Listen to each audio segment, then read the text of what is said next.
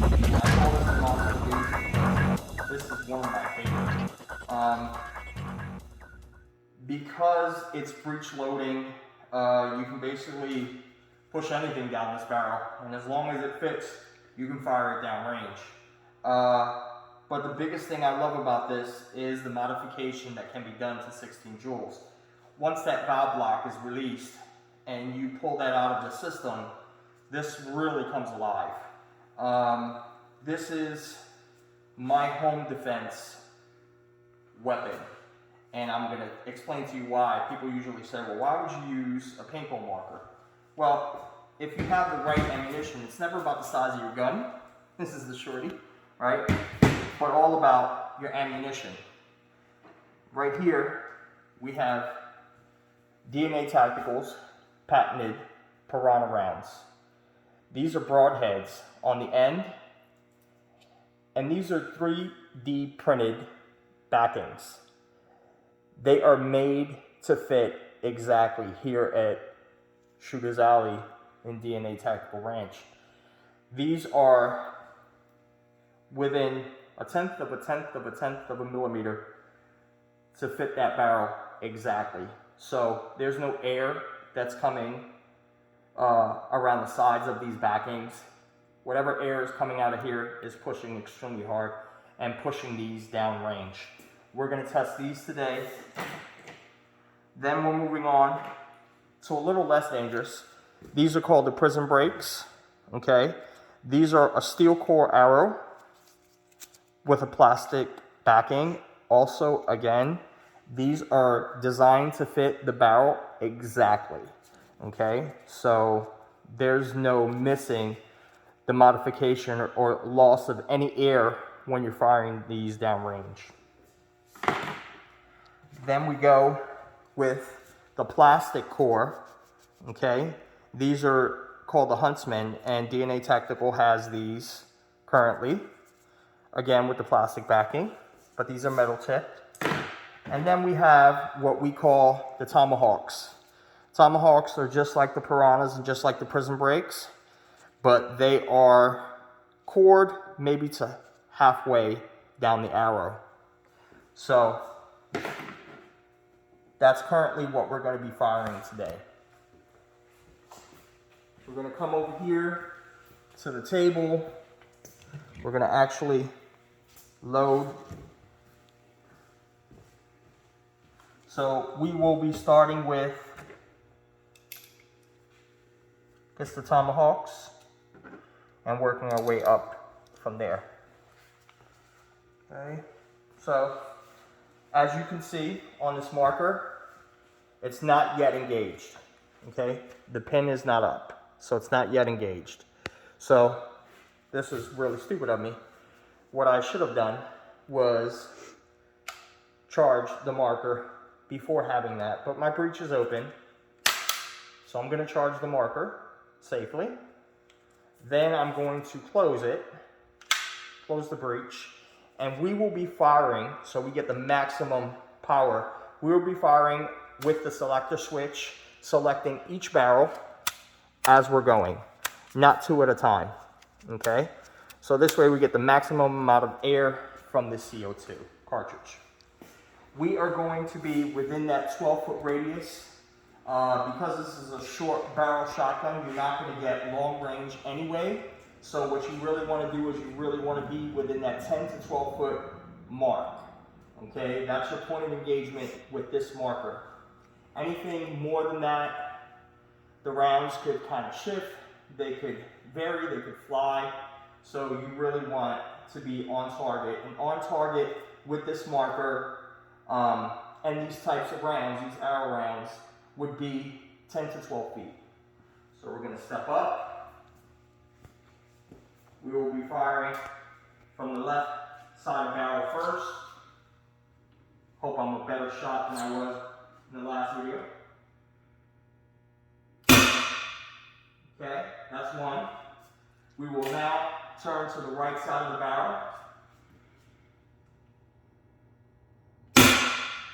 Okay, that's two. So let's see the damage on actual skin and this pork shoulder. Let's see how far we got. As you can tell, maximum penetration all the way through. If we didn't have these plastic backings, they would travel all the way through. If you look on top, you can see that this is sturdy. This is a pork shoulder, okay? This is sturdy. This actually penetrated and went all the way through. So if we look, we're getting that much penetration, okay, with these tomahawks, which is pretty good from around that size to go ahead and penetrate the skin. We're gonna now move on to the Huntsman. We're gonna load them up. Okay, you can see that there's, there's really no space on the plastic backings. They fit exactly like they're supposed to fit. Let's close the breech. Let's step up. We're starting with the right side first. And fire. That I actually missed, guys. Went into the board, I was a little high. So what we're gonna do is we're gonna lower our barrel and see if we can get it into this pork shoulder. There we go. Okay. We'll lay the marker down. We're gonna come back this way. Okay. Now, with this one, we're getting decent penetration. So I'd say about almost 3 inches, 2.5 inches. And this actually went, I have 2 boards here. This is pine. And this is what the military uses when they're testing. So what we have is we have penetration of the entire tip of the arrow into the pine board. So we will try and shimmy it out. There goes the hole you have there on the pine itself. And we'll go back to the table. We're moving kind of fast, I know we are. Now, we're going with the prison brakes. Okay, so we're gonna lay our prison brakes into the barrel. Okay, gonna slam our breech down. We're gonna step up, and we are hot, starting with the left side of the barrel. 3, 2, 1. A little low. We're gonna go on the right side of the barrel. 3, 2, 1. Okay. Now, as you can see, the prison brake actually got more penetration and actually hit the foam. This is a nice brick of foam we have here, straight brick. This went all the way through. If we pull the prison brake out, that's the penetration that you're getting from the prison brake, and into the foam went all the way through. So we're looking at 6.5 inches of penetration on the foam, and about 3 good inches on the pork shoulder. I love this round. I think it's amazing. Okay, we're gonna go ahead, we're gonna load them carefully into the breech. And hopefully we can go ahead and we can get this done properly without me missing. Okay, so we're going to be starting with the right side first. Within that 10-foot point of engagement, we're going to aim, and we're going to fire. Okay, so penetrated, broke the tip off. Let's see if we can hit that pork shoulder a little bit better. 3, 2, 1.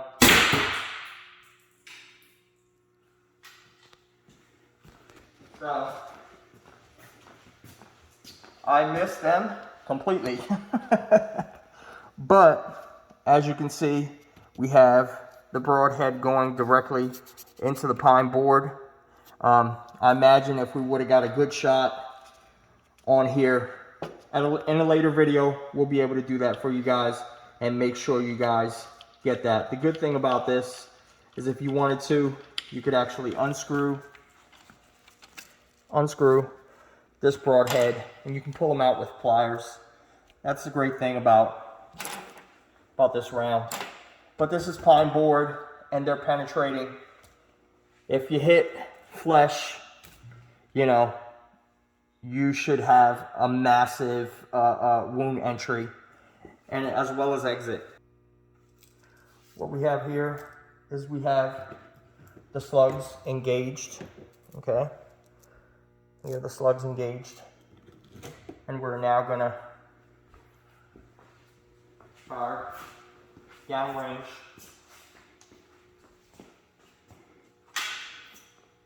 We're going to try to hit the steel target up top, or maybe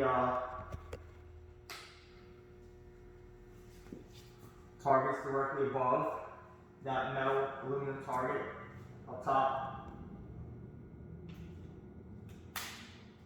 We're going to begin with the right side first.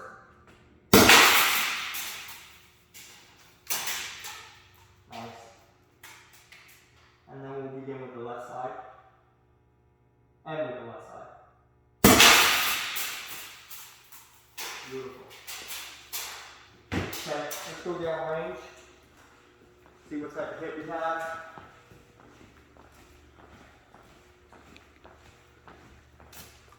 And I don't know if you guys can catch it on camera, right? But there are shards of glass everywhere. You can see where the BBs penetrate, so they hit extremely hard. They break the glass and then they shatter and ricochet everywhere, taking those glass shards with them. It's a very, very, very decent round. I would recommend that round as well as any of the other arrow rounds that we have. Well worth it. Okay. These right here are similar to that round. They have BBs, they have powder. DNA Tactical has its own basic patented Reaper powder. We're going to be using these and we're going to put them into the breech currently. Hopefully they load just fine. A little bit of a tight fit, but should be able to get it, and that's what you want anyway. You want them to be a little bit tight. And we have it. Okay, they're in the breech. Gonna come from behind the table again. Marker down. Never finger engage or carry your marker with your finger in the trigger guard.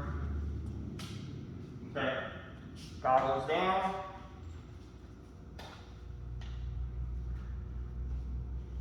We're gonna see how much pepper we get. We're gonna try to hit the aluminum target in the middle. 3, 2, 1. There we go. Hit it on target. We're going to go ahead, shoot to the right side of the barrel. 3, 2, 1. Nice. Go down range and check that out.